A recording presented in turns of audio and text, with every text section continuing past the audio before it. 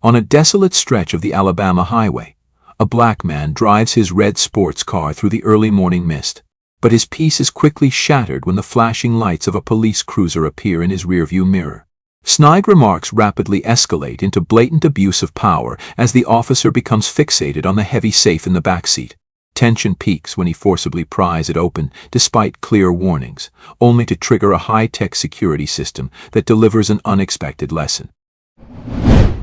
The Alabama highway stretched out like an endless ribbon of asphalt, cutting through fields of swaying grass and clusters of towering pine trees. The morning air was crisp, carrying the faint scent of damp earth and distant wood smoke. Overhead, the sky was a brilliant, uninterrupted blue, the kind of sky that made you forget, for just a moment, that the world could be anything other than calm.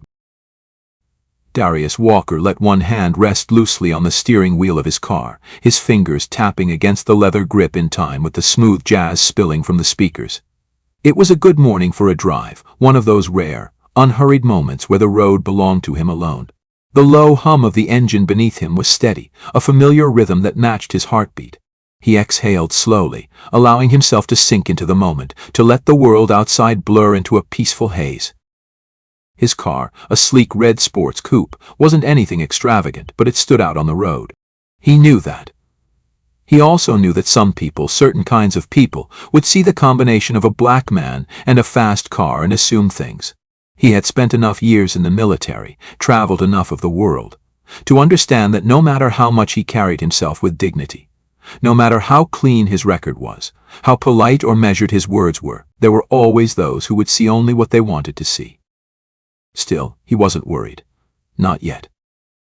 The sun was beginning its slow climb above the tree line when Darius noticed the first flicker of red and blue in his rearview mirror. The patrol car was a good distance back, just barely visible in the morning glare. He didn't react right away. Cops patrolled highways. It was their job. Maybe the officer was just passing through, heading toward a real incident somewhere else. But then the car stayed there. Mile after mile it kept its place, not passing, not pulling away, just watching. Darius felt his jaw tighten ever so slightly, but his expression remained calm. He kept his speed even, checked his mirrors, signaled properly before changing lanes. There was nothing, absolutely nothing, he was doing that warranted this kind of attention. Yet, deep down, he already knew how this was going to play out. A few moments later, the siren blared once, sharp and demanding. Then again, longer this time. Darius sighed, the weight of the moment settling in his chest like a slow burning ember. He flipped on his signal, guiding his car smoothly to the side of the road. Gravel crunched under the tires as he brought the car to a complete stop. He cut the engine, rolled down his window just enough to speak, and most importantly, kept both hands visible on the wheel. It was a habit, ingrained over years of experience. The sound of a car door opening, then closing, echoed through the quiet stretch of road. The footsteps that followed were measured, deliberate, heavy. Darius glanced at the side mirror, taking in the first glimpse of the officer approaching his car. White, mid-40s, stocky, with a square jaw and a closely cropped buzz cut. His uniform was crisp, his boots polished, his belt weighed down with the tools of authority. His expression was unreadable, but the way he moved, the slow, assessing stride, said more than words ever could. This wasn't just routine. The officer stopped just beside the driver's side window, his shadow stretching long against the pavement. He didn't speak at first. Just stood there, looking down at Darius like he was taking his measure. Darius met his gaze, steady and unflinching. "Morning, officer." The man's lips pressed into a thin line. "License and registration." The voice was flat, cold, not a single trace of politeness. Darius nodded once, careful and deliberate as he reached for the glove compartment. He moved slowly, keeping every motion precise, calculated, no sudden movements. He had seen too many stories end the wrong way for a single twitch of the wrist. He pulled out the registration, then reached for his wallet in the center console. Handed both over, his fingers brushing against the cop's Harris, according to the name tag. Harris barely glanced at the documents. His eyes had already drifted past Darius, locking onto something in the back seat. Darius didn't need to look to know what had caught the officer's attention. The safe strapped insecurely. Heavy-duty military-grade safe, the kind designed to withstand fire, impact, even an attempted breach. A relic from Darius' time in service, now used to store important documents, military awards, and personal keepsakes. To anyone else, it was just a hunk of locked steel. To Harris, it was suddenly a problem. Darius saw the shift happen in real time. Harris' body tensed, his stance changed, his weight shifting just slightly forward, like a predator that had just caught the scent of something it didn't like. His fingers flexed at his sides, itching for something: power, control, an excuse. "What's that?" Harris asked, nodding toward the back seat. Darius kept his voice even. "Personal property." Harris let out a quiet scoff. "Personal property?" He said it like it was funny, like the idea of a black man with a locked safe was something to be skeptical about. Darius didn't rise to it. "That's what I said." Harris clicked his tongue, the smirk twitching at the corner of his mouth. "That's a little unusual, don't you think? A safe. Riding shotgun." Darius met his gaze, unwavering. "Unusual isn't illegal." For a long moment, neither man moved. The air between them thickened, heavy with unspoken words. Then Harris let out a slow exhale, like he had just made a decision. "Well," he said, stepping closer, "how about you go ahead and open it up for me? Just so we're clear, there's nothing dangerous in there." Darius didn't move, didn't even blink. "I don't think so." Harris' smirk disappeared instantly. His expression hardened, his eyes narrowing with something sharper than irritation. That wasn't a request. Darius held the man's stare, his voice low, firm, unwavering. "And that wasn't an answer you're gonna like, but it's the only one you're getting. You don't have probable cause." Silence. For a moment, the only sound was the wind pushing through the trees, the distant rustling of leaves. Harris' jaw clenched. His fingers twitched. Then he took a slow step back, his arms crossing over his chest, his expression darkening. "Now listen here," he said, voice dropping into something heavier, something weighted with the kind of authority that had gotten black men in trouble for centuries. "I've been doing this job a long time. And you know what I've learned? The guys who act like they've got something to hide usually do." Darius didn't react. He just let the silence stretch, let the moment settle, let Harris feel the weight of his own words. Then finally Harris exhaled sharply, stepping back. "All right," he said, nodding to himself. "If you want to be difficult, I'll handle this my way." And just like that, he turned on his heel and strode back toward his patrol car. Darius watched him go, the tension settling deeper in his bones. He didn't know exactly what Harris was planning, but he knew this wasn't over. Darius kept his hands on the wheel, his fingers pressing slightly into the leather as he watched Harris stalk back toward the patrol car, his shoulders squared, his movements tense with a barely restrained sense of authority, the kind that didn't need justification, the kind that had been wielded against men like Darius for generations. He exhaled slowly, forcing himself to stay calm, to keep his breathing measured, but his jaw was tight. He'd seen this play out too many times to count on the news, in hushed conversations between black men swapping war stories about traffic stops that had gone sideways. He knew exactly what was coming next. A minute passed. Then another. Harris hadn't moved. He stood by his cruiser, one hand resting on his hip, the other tapping idly against the roof of the car as if he were thinking, deciding. Darius could almost hear the gears turning in the man's head. Maybe he was debating calling for backup. Maybe he was deciding whether this was worth the trouble. Or maybe more likely he was letting Darius sit there, stewing, waiting, like a dog left to wonder whether it was about to get smacked or just ignored. Darius refused to take the bait. He kept his posture relaxed, his expression neutral. But inside, a slow burn was starting to settle beneath his ribs. He wasn't some kid fresh out of high school, scared and stumbling through his first run-in with law enforcement. He had spent decades navigating men like Harris, men who looked at him and saw whatever the hell they wanted to see, whatever narrative made them feel justified. He had stood toe-to-toe with worse men in worse places. He had stared down real threats, men with rifles and bad intentions, men who had wanted to kill him simply because he was standing on their soil. But somehow, nothing ever quite compared to the quiet, insidious weight of this. Finally, Harris moved.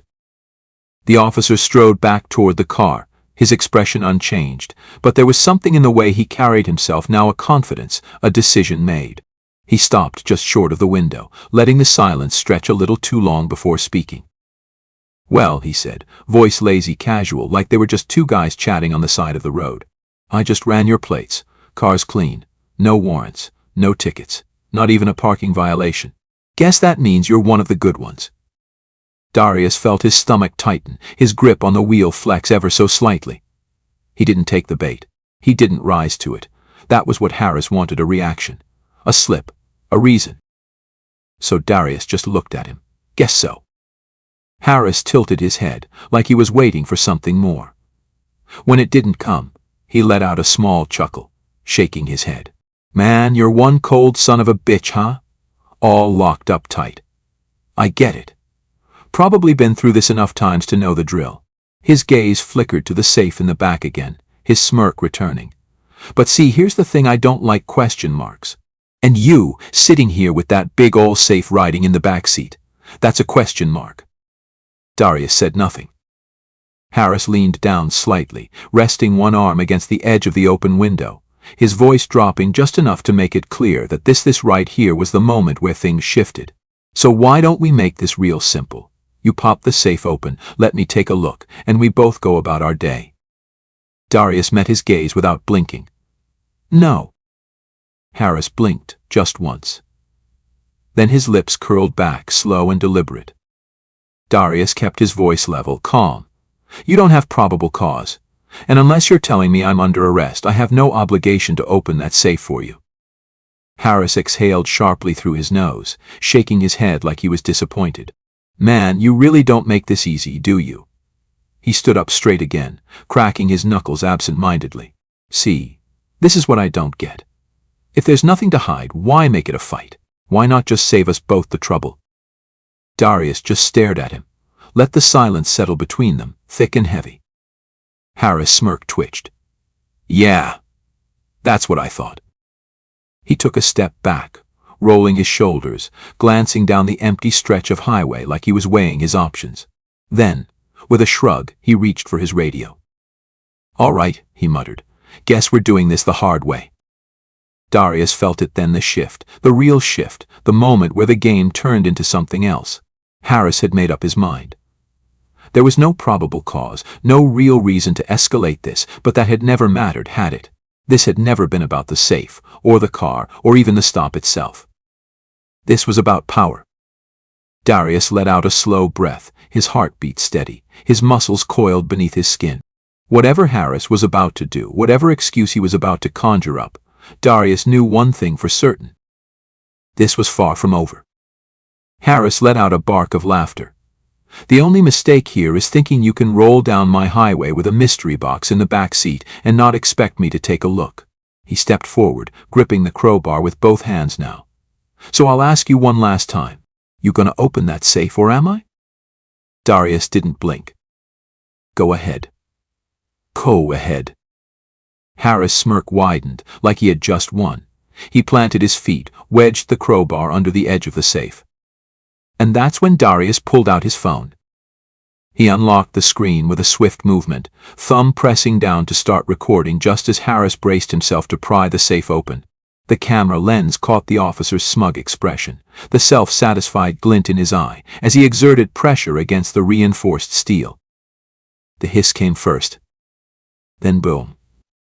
A sharp burst, a jet of vivid purple paint exploding from the safe, hitting Harris square in the chest, splattering across his arms, his neck, his face.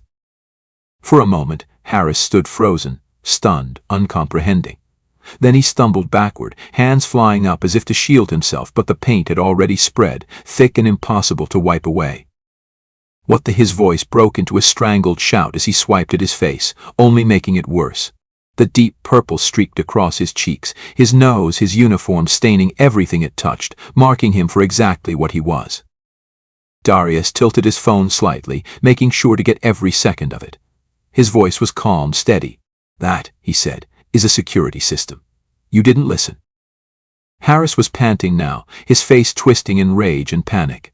His hands trembled as they hovered over his utility belt, unsure whether to reach for his gun, his radio, or the rapidly disappearing shreds of his authority. "You think this is funny? This is assault," he roared, pointing a shaking, paint-covered finger at Darius. Darius barely reacted. He kept the phone trained on Harris, letting the camera capture the full spectacle. "Assault." His tone was almost amused. "No, Sergeant. That's a theft deterrent. You broke into my property, and the safe did exactly what it was designed to do." Harris' breath came fast and shallow. He knew. He had fucked up, and he knew it. The power he had held over Darius moments ago had slipped through his fingers just like the purple dye smearing down his arms. And then a car slowed on the highway. Then another. Bah. Darius caught the movement in his peripheral vision, but he didn't turn away from Harris. He kept recording, letting the moment sink in. The first phone appeared through a half-lowered window. Then another car pulled over completely, a man stepping out, holding his phone up, filming. "Yo, what the hell is going on here?" the man called, eyes flicking between Darius, calm and composed, and Harris covered in neon purple seething. Harris' body went rigid. For the first time since this started, he hesitated. And Darius made sure to capture every second. Harris stood there, drenched in thick, indelible purple, his chest heaving, fingers twitching at his sides like he didn't know what to do with them. The color seeped into the creases of his uniform, staining the fabric, his skin, his authority. The weight of the moment pressed down on him, and for the first time he looked truly shaken. Not just angry, not just humiliated, uncertain. Darius kept his phone raised, the lens steady, capturing everything. His breathing was even, controlled, his expression unreadable. He wanted Harris to feel this. The weight of being watched, recorded, powerless. The very thing men like him had done to men like Darius for decades. And now, the tables had turned. Harris took a half-step forward, his hand still hovering near his belt, his jaw clenched so tightly a muscle ticked in his cheek. "Turn that damn thing off," he snapped, his voice raw, shaking with frustration. Darius didn't move. "No." Harris let out a sharp breath, his eyes darting toward the road. He could feel it, the shift. Could hear the quiet buzz of car engines slowing down, the murmurs of people watching, recording. The moment wasn't just between the two of them anymore. It belonged to the world now. Another car pulled over, then another. A few drivers stayed inside, watching through their windshields, but others stepped out, phones raised. Among them, a woman in a denim jacket, mid-40s, sharp-eyed, professional. She moved with purpose, her phone already rolling. Lisa Turner, local journalist. She stopped a few feet away, her gaze flicking over the scene with a practiced kind of calculation. Darius knew that look. She was assessing the story, deciding how it was going to play. "Everything all right here?" Lisa asked, her voice calm but carrying weight. The kind of voice that knew how to cut through bullshit. Harris stiffened, his body language shifting from aggressive to defensive in an instant. He forced a tight-lipped smile, but the streaks of purple across his face made it impossible to look composed. "This is official police business, Mom," he said. His tone clipped. "Step back." Lisa didn't move. Neither did her camera. "Looks more like a bad paint job than police business," she said dryly. A few quiet chuckles rippled from the small crowd forming at the roadside. Harris' fingers twitched again, but he was trapped now, and he knew it. His authority, the power he had wielded so effortlessly just minutes ago, was slipping through his fingers, and the more he tried to hold on to it, the more ridiculous he looked. Darius watched it all unfold, his grip steady on his phone. "I told you this was a bad idea," he said finally, voice low but carrying. Measured, controlled. The opposite of Harris. Harris snapped toward him, rage flashing like a dying flame. "You shut your mouth," he spat, pointing a trembling, paint-covered finger. "I'll have you in cuffs before you can." Darius cut him off. For what? The question hung in the air, and for the first time, Harris had no answer. Lisa took a step closer, her camera focused directly on Harris now.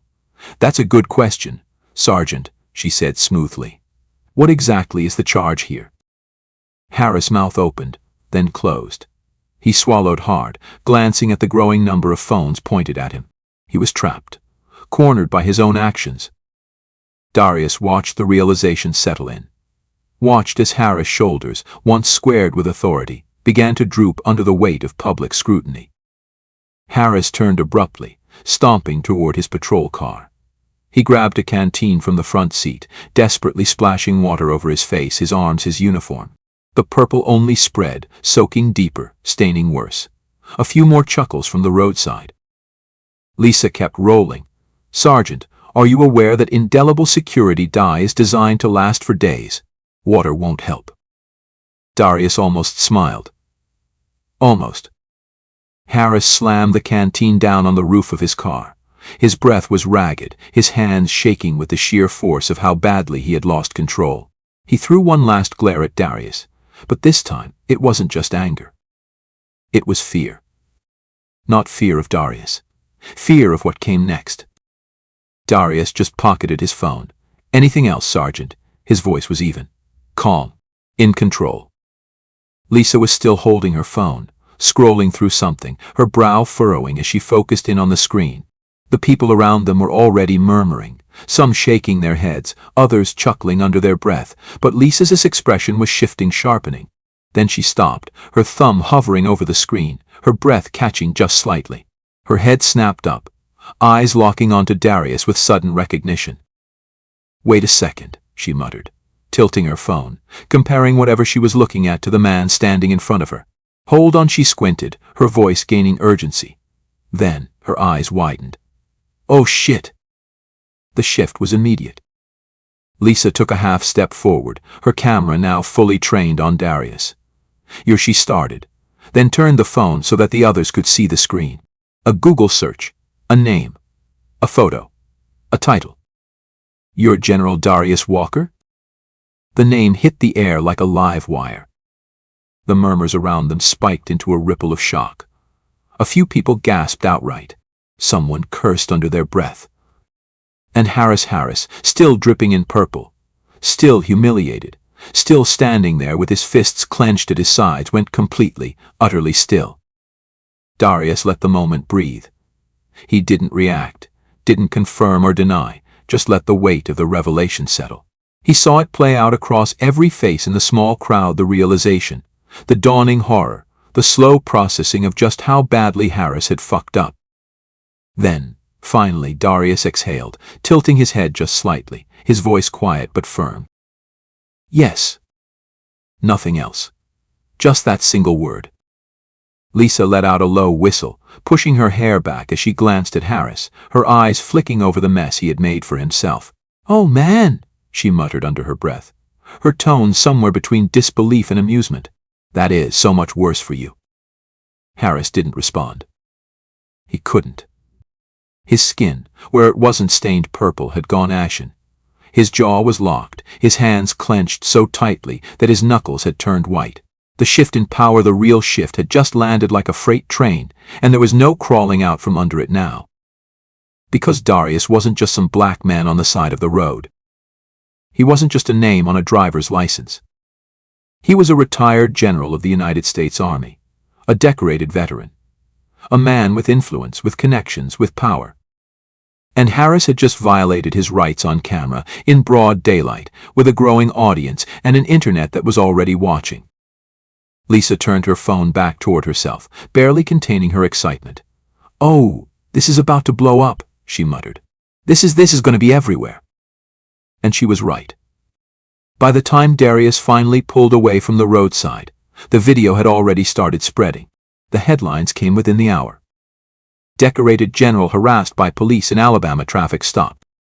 Sergeant Harris under investigation after attempted illegal search. Purple-coated karma, police officer humiliated after trying to force open a safe. Within 24 hours, Harris was suspended pending investigation. The department released a carefully worded statement about internal review and commitment to upholding the highest standards of law enforcement. A spokesperson refused to comment when pressed about whether Harris would be terminated. But the damage was done. Because it wasn't just the department watching now. The military community was watching. Veterans were watching. Politicians, media outlets, advocacy groups, they all had eyes on what had happened on that highway, and Harris was drowning under the weight of it. He tried to fight it, released a statement claiming he had been acting in the interest of public safety, that he hadn't known who Darius was, that the security die had been an unfortunate accident. But it didn't matter. The internet had already decided. The memes alone were brutal. Images of Harris, drenched in purple, glaring at the camera like a furious, oversized grape, spread like wildfire.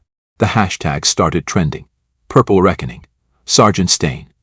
Safe to say you fucked up.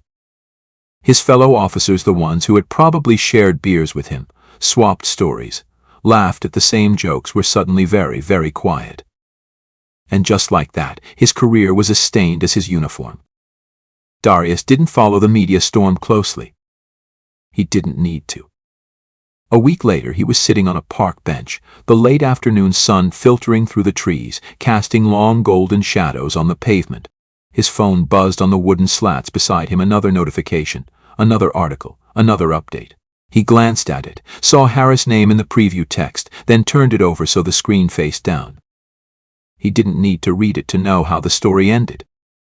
A soft breeze rustled through the leaves. In the distance, a group of kids were playing, their laughter carrying through the warm air. Darius exhaled, slow and steady. Then, with a quiet shake of his head, he stood, slid his hands into his pockets, and walked away. No need for revenge. No need for anger. Justice had already done the work for him. And that was enough.